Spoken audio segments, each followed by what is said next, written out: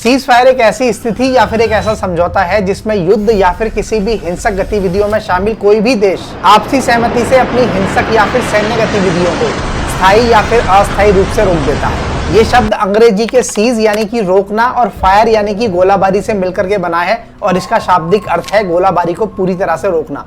Cease fire का उद्देश्य हिंसा को कम करना, मानवीय संकटों को पूरी तरह से रोकना और शांति वार्ता के लिए समय और अवसर प्रदान करना होता है और या फिर युद्धग्रस्त क्षेत्रों में राहत कार्य को सुविधाजनक बनाना होता है। यह एक औपचारिक समझौता हो सकता है जो कि लिखित दस्तावेज के रूप में होता है या फिर अनौपचारिक जो कि मौखिक सहमति पर आधारित होता है। सीज फायर का दायरा और अवधि भी अलग अलग हो सकती है। यह कुछ घंटों, कुछ दिनों या फिर अनिश्चित काल के लिए हो सकता है। सीज फायर बहुत अलग अलग तरीके के हो सकते हैं, जिसमें से सबसे पहला आता है टेम्परेरी सीज फायर। ये एक निश्चित समय के लिए लागू हो सकता है, यानी कि कुछ घंटे या फिर कुछ दिनों के लिए, जिसका उद्देश्य आमतौर पर तत्कालिक राहत कार्य जैसे कि घायलों को निकालना, ग्रस्त इलाके में भोजन और दवाइयां पहुंचाना या फिर शांति वार्ता को जल्द से जल्द शुरू करना होता है। उदाहरण के लिए इंडिया और पाकिस्तान के युद्ध में 10 मई 2025 को एक टेम्परेरी सीज फायर लगाया गया। गाजा पट्टी में इजराइल और हमास के बीच अक्सर इस तरीके के टेम्परेरी सीज फायर लागू होते रहते हैं ताकि वहां पर मानवीय सहायता पहुंचाई जा सके। उसके बाद आता है परमानेंट सीज फायर, जो कि बहुत लंबे समय या फिर अनिश्चित काल के लिए हो सकता है। इसका लक्ष्य युद्ध को पूरी तरह से समाप्त करना होता है। उदाहरण के लिए कोरियाई युद्ध 1950-1953 के बाद दक्षिण कोरिया और उत्तर कोरिया के बीच एक स्थायी सीज फायर लागू हुआ था। लोकल सीज फायर ये किसी विशेष क्षेत्र या फिर शहर के लिए सीमित होता है। उदाहरण के लिए सीरिया के कुछ शहरों में स्थानीय स्तर पर सीज फायर लागू किए गए ताकि नागरिकों को सुरक्षित निकाला जा सके। जनरल सीज फायर ये पूरे युद्ध क्षेत्र में लागू होता है और सभी पक्षों को अपनी सैन्य गतिविधियों को रोकने के लिए पूरी तरह से बाध्य करता है। ह्यूमैनिटेरियन सीज फायर, इसका उद्देश्य मानवीय सहायता प्रदान करना होता है, जैसे कि भोजन, पानी और चिकित्सक सुविधाएं और या फिर नागरिकों को सुरक्षित निकालना। सीज फायर लागू करने के लिए युद्ध में शामिल दोनों देशों के बीच बातचीत करना बेहद जरूरी है और उन दोनों की बातचीत के बाद ही इसे लागू किया जा सकता है। इस प्रक्रिया में न्यूट्रल पार्टी जैसे कि संयुक्त राष्ट्र या अन्य देश या गैर सरकारी संगठन मीडिएटर का काम कर सकते हैं। उदाहरण के लिए मिस्र और कतर ने इजराइल और हमास के बीच कई सीज फायर समझौतों में सहमति की है।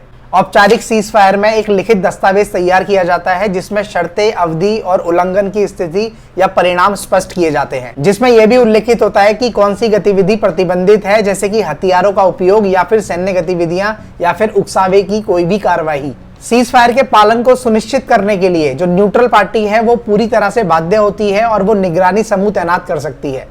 उदाहरण के लिए संयुक्त राष्ट्र शांति सेवा यूएन पीस कीपिंग फोर्स ये समूह उल्लंघन की जांच करते हैं और दोनों पक्षों को जवाबदेह ठहराते हैं। सीज फायर की शर्तों को पूरी तरह से स्पष्ट बनाने के लिए दोनों देशों के कमांडरों और सैनिकों तक स्पष्ट रूप से पहुंचाया जाता है ताकि इसमें कोई भी भ्रम न रहे। वॉलेशन ऑफ सीज फायर यानी कि तब क्या होता है जब कोई पक्ष इसकी शर्तों का पालन नहीं करता और उसे पूरी तरह से तोड़ देता है। सीज फायर का उल्लंघन भी दो तरीकों से किया जा सकता है, यानी कि एक सैनिक द्वारा अनजाने में गोलाबारी करना या फिर सीमा पर तनाव करना या फिर उकसाने वाली कोई भी बयानबाजी करना।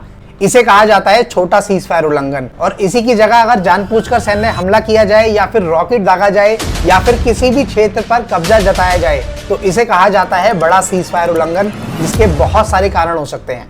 एक पक्ष जानबूझकर सीज फायर तब तोड़ता है जब उसे सैन्य लाभ हासिल करना होता है, जिससे कि वो सामने वाले पक्ष को पूरी तरह से कमजोर कर सके। सीज फायर तोड़ने से परिणाम और भी ज्यादा भयंकर हो सकते हैं क्योंकि सामने वाली सेना या देश पूरी तरह से तैयार नहीं होता। उदाहरण के लिए 2023 में इजराइल और हमास के बीच सीज फायर टूटने के बाद गाजा में बड़े पैमाने पर बमबारी और रॉकेट हमले फिर से शुरू हो गए, जिसमें बहुत ज्यादा जान माल का नुकसान हुआ। सीज फायर टूटने से मानवीय सहायता का वितरण पूरी तरह से टूट सकता है, जिससे भुखमरी, बीमारी और बेघर होने की स्थिति भी आ सकती है। और सबसे बड़ी चीज विश्वास का नुकसान, यानी कि दोनों देशों के बीच पूरी तरह से विश्वास खत्म हो जाता है, कम हो जाता है, जिससे आगे चलकर भविष्य में किसी भी प्रकार की कोई भी शांति वार्ता करना बहुत ज्यादा मुश्किल हो जाता है।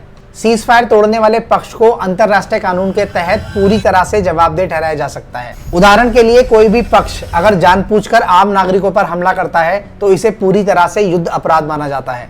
सीज फायर युद्ध और हिंसा रोकने का एक बहुत ही महत्वपूर्ण उपकरण है जो कि शांति, मानवीय सहायता और वार्ता के लिए पूरी तरह से अवसर प्रदान करता है। हालांकि इसे लागू करना और बनाए रखना थोड़ा जटिल होता है क्योंकि ये पूरी तरह से विश्वास, संचार और निगरानी पर ही निर्भर करता है।